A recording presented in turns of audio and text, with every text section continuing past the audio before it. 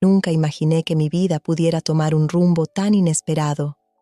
Yo, Marisol, siempre me consideré una persona íntegra, leal y dedicada a mi familia.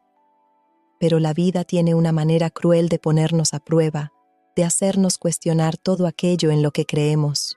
Mi matrimonio con Carlos parecía perfecto a los ojos de todos. 10 años de unión, una hija hermosa de 6 años, Lupita, nuestra princesita. Teníamos una casa cómoda, empleos estables y un círculo de amigos envidiable.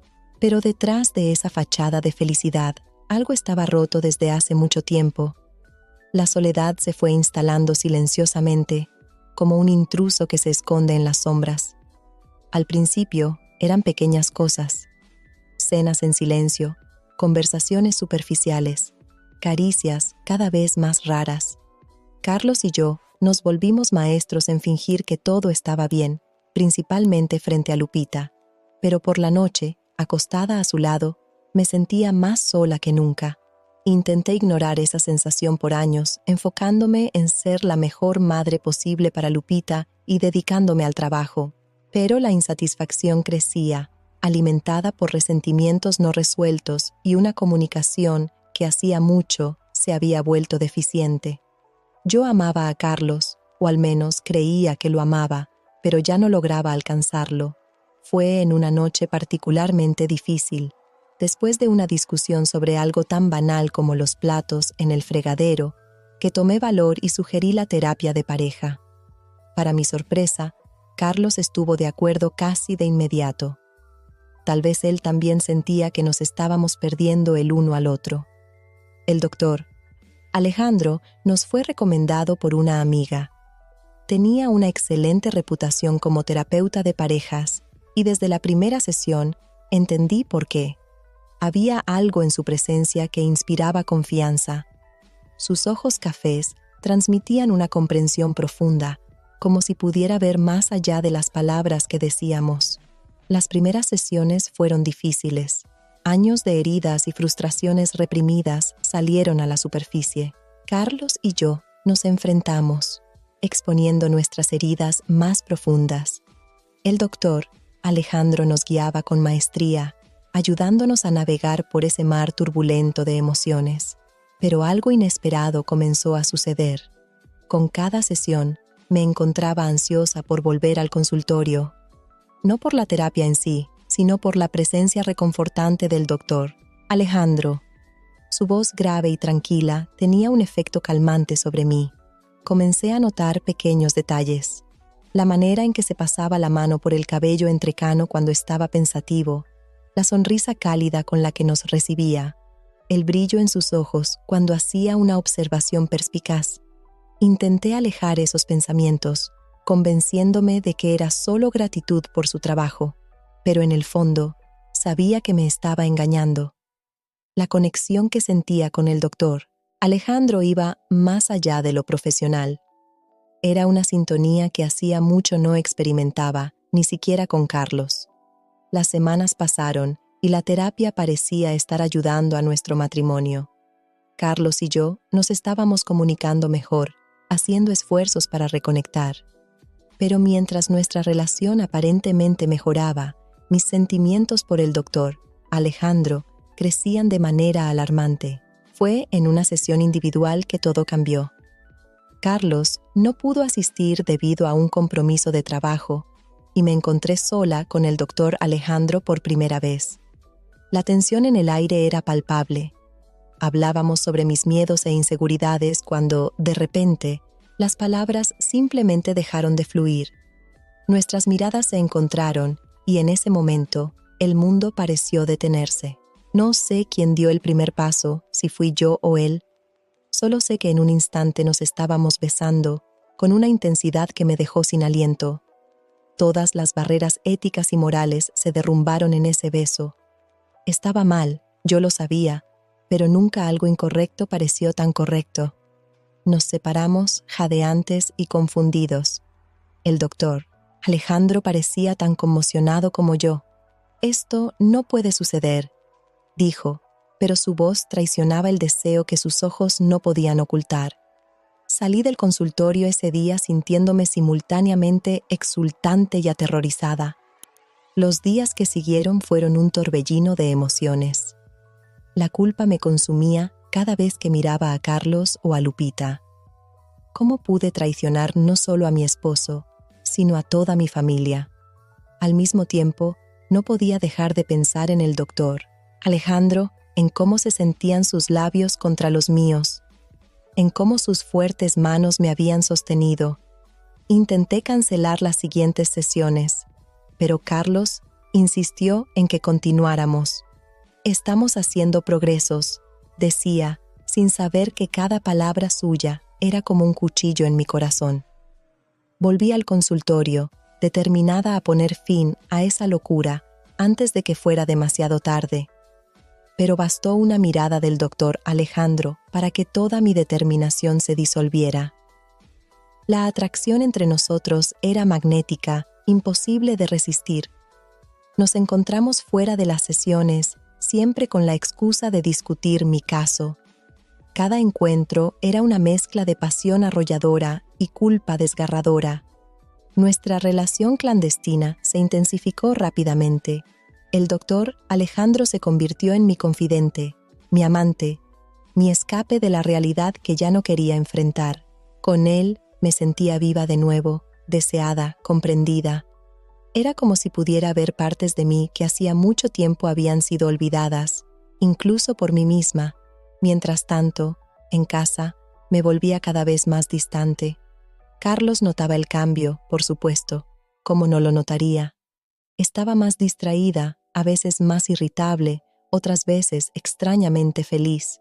Él preguntaba si todo estaba bien, si la terapia estaba ayudando. Yo mentía, diciendo que sí, que solo estaba procesando muchas cosas. Cada mentira era como un pequeño corte en mi alma. Lupita, mi dulce Lupita, también sentía el cambio en el ambiente.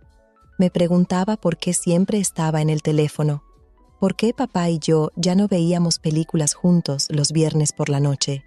Sus preguntas inocentes eran las que más dolían. ¿Cómo podría explicarle que su madre se había convertido en una persona que apenas se reconocía a sí misma? Los meses pasaron en esta peligrosa danza de mentiras y pasión prohibida. El doctor Alejandro y yo nos encontrábamos en hoteles, parques distantes, cualquier lugar donde pudiéramos tener algunos momentos juntos, lejos de miradas curiosas. Cada encuentro era una mezcla de éxtasis y tormento. El placer físico y emocional que sentíamos el uno con el otro era innegable, pero el peso de la culpa se volvía cada vez más difícil de soportar. Hubo momentos en los que pensé en contárselo todo a Carlos, en terminar con esa farsa, pero entonces imaginaba la mirada de decepción en sus ojos, el llanto de Lupita al saber que sus padres se separarían, y mi valor se desvanecía. Estaba atrapada en una red que yo misma había tejido, incapaz de encontrar una salida que no lastimara a alguien que amaba. El doctor Alejandro también estaba luchando con sus propios demonios. Sabía que estaba violando todos los códigos de ética de su profesión, arriesgando su carrera y reputación. Varias veces intentó terminar nuestra aventura, diciendo que necesitábamos volver a la realidad. Pero bastaba un toque, una mirada, y estábamos de vuelta en los brazos del otro, como si el mundo exterior no existiera. Fue en una tarde lluviosa de otoño que todo se derrumbó. Carlos había salido temprano del trabajo, decidido a darme una sorpresa. Llegó a casa, esperando encontrarme preparando la cena, como solía hacer a esa hora. Pero la casa estaba vacía. Preocupado, llamó a mi celular. 1, 2, 3 veces, sin respuesta. Fue entonces cuando notó mi tablet sobre la mesa de la sala. Normalmente, nunca la dejaría allí, siempre cuidadosa con mi privacidad. Pero ese día, en mi prisa por salir para encontrarme con Alejandro, había sido descuidada. Carlos dudó por un momento antes de tomar la tablet. Sabía que estaba invadiendo mi privacidad, pero algo en su interior le decía que necesitaba hacerlo. Con las manos temblorosas, desbloqueó la pantalla. Los mensajes estaban allí, expuestos como heridas abiertas. Conversaciones apasionadas entre Alejandro y yo, planeando encuentros, declaraciones de amor, detalles íntimos que no dejaban dudas sobre la naturaleza de nuestra relación. Carlos lo leyó todo, cada palabra cortándolo como una hoja afilada. Cuando llegué a casa, horas después, encontré a Carlos sentado en el sofá de la sala, la tablet en sus manos, el rostro marcado por lágrimas que ya se habían secado. Bastó una mirada para que supiera que él lo sabía todo. ¿Por qué? Fue todo lo que pudo decir, su voz quebrada por el dolor y la incredulidad. En ese momento, todas las excusas que había ensayado en mi mente, todas las justificaciones de las que intentaba convencerme, parecieron vacías e insignificantes. No tenía respuesta para esa simple pregunta. ¿Cómo explicar que había traicionado no solo a mi esposo, sino a mi propia esencia? Las horas que siguieron fueron un borrón de gritos, llanto y acusaciones. Carlos oscilaba entre la ira y la desesperación, exigiendo saber cada sórdido detalle de mi traición. Yo lloraba, imploraba perdón, intentaba explicar lo inexplicable. Lupita, despertada por los gritos, apareció en la puerta de la sala, los ojos abiertos de miedo. Verla allí, presenciando la destrucción de su familia, fue el golpe final. En ese instante, la realidad de lo que había hecho me golpeó con toda su fuerza. No era solo mi matrimonio lo que había destruido, sino la seguridad y la felicidad de mi hija. Carlos me pidió que me fuera de la casa esa misma noche. Entre sollozos, hice una maleta a toda prisa, besé a Lupita, que no entendía lo que estaba pasando, y partí hacia la casa de mi hermana. Las siguientes semanas fueron una pesadilla. Carlos se negaba a hablar conmigo, excepto a través de abogados. Quería el divorcio y la custodia total de Lupita. Intenté contactar a Alejandro, buscando algún tipo de consuelo u orientación en ese caos. Pero él había desaparecido. Su consultorio estaba cerrado, su celular apagado. Más tarde, descubrí que se había mudado apresuradamente de la ciudad, huyendo del escándalo que seguramente vendría cuando la noticia de nuestra aventura se difundiera. Me vi sola, sin esposo, sin amante, luchando por mantener algún contacto con mi hija. Amigos y familiares se alejaron, algunos condenándome abiertamente, otros simplemente incómodos con la situación. La soledad que sentía al principio de mi matrimonio parecía un paraíso, comparada con el aislamiento que ahora experimentaba. Los meses que siguieron fueron de intensa autorreflexión y arrepentimiento. Pasé por terapia individual, esta vez con una terapeuta mujer, tratando de entender qué me llevó a cometer tal error. Aprendí sobre mis propios patrones destructivos, sobre la importancia de la comunicación honesta, sobre la necesidad de enfrentar los problemas en lugar de huir de ellos. El proceso de divorcio fue doloroso y amargo. Carlos, herido más allá de lo imaginable, luchaba por privarme de cualquier contacto con Lupita. Fueron necesarios meses de mediación y acuerdos legales para que pudiera tener derecho a visitas supervisadas. Ver a mi hija solo unas horas a la semana, siempre bajo la mirada vigilante de un asistente social, era una tortura, pero sabía que merecía ese castigo. Lentamente, muy lentamente, comencé a reconstruir mi vida. Conseguí un nuevo trabajo, me mudé a un pequeño departamento, hice nuevos amigos que no conocían mi pasado, pero la culpa y el arrepentimiento eran compañeros constantes. Cada vez que veía a Lupita, cada vez que notaba cuánto había crecido o cambiado, me recordaba el tiempo precioso que había perdido, el daño irreparable que había causado. Carlos, con el tiempo, comenzó a abrirse un poco más. No éramos amigos, probablemente nunca lo seríamos de nuevo, pero lográbamos mantener una comunicación civil por el bien de Lupita. Incluso accedió a aumentar gradualmente mi tiempo con ella, reconociendo que, a pesar de todo, seguía siendo su madre.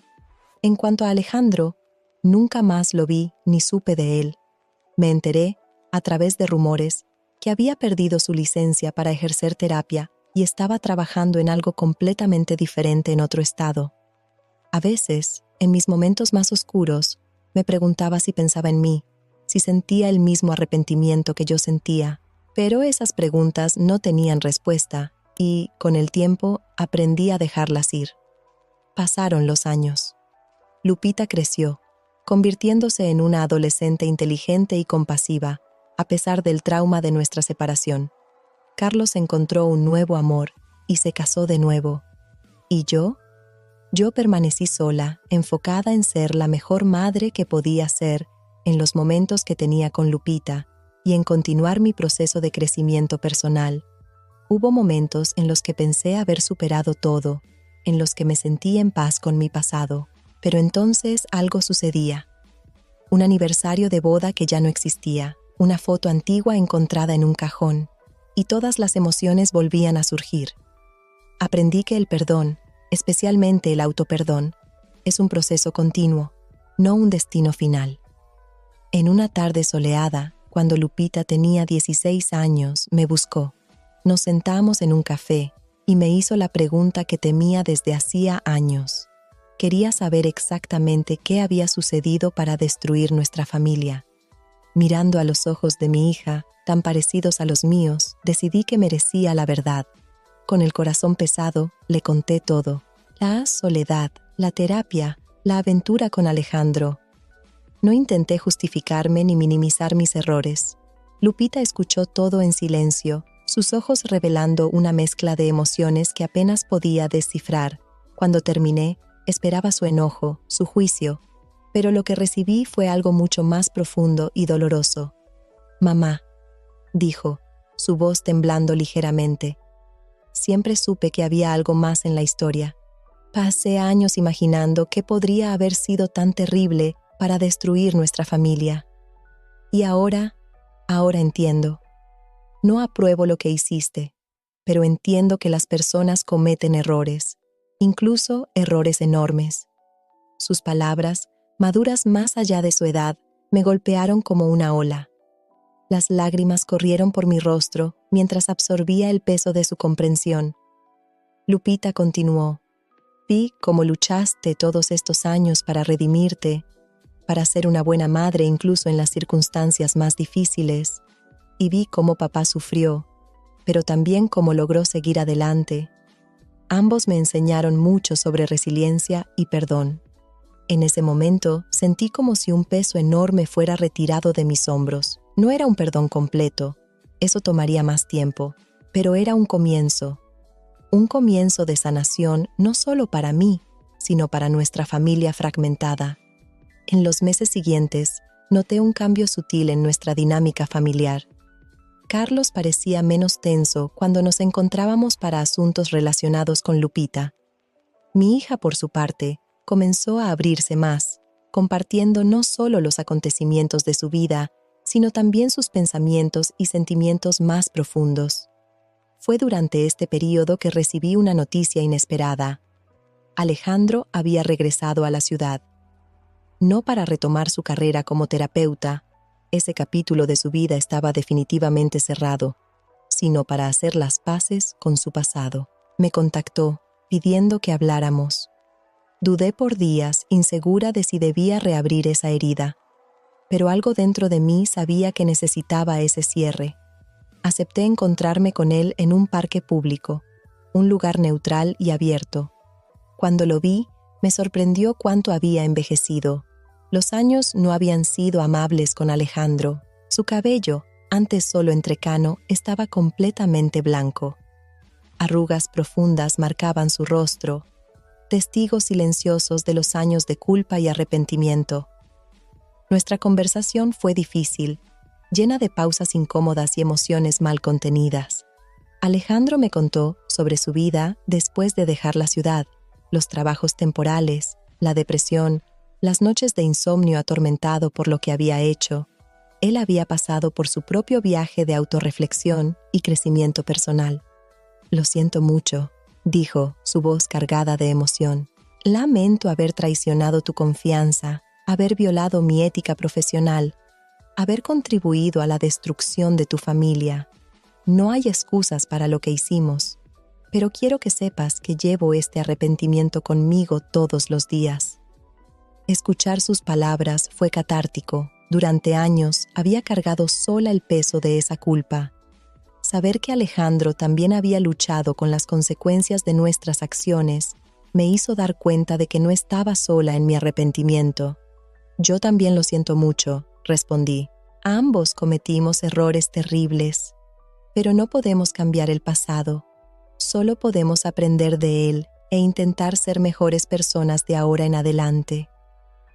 Nos despedimos ese día con un apretón de manos vacilante y lágrimas no derramadas. No éramos amigos, nunca lo seríamos, pero había un entendimiento mutuo, una aceptación silenciosa de nuestros errores compartidos.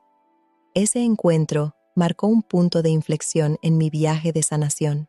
Me di cuenta de que, aunque el perdón de los demás era importante, el autoperdón era igualmente crucial.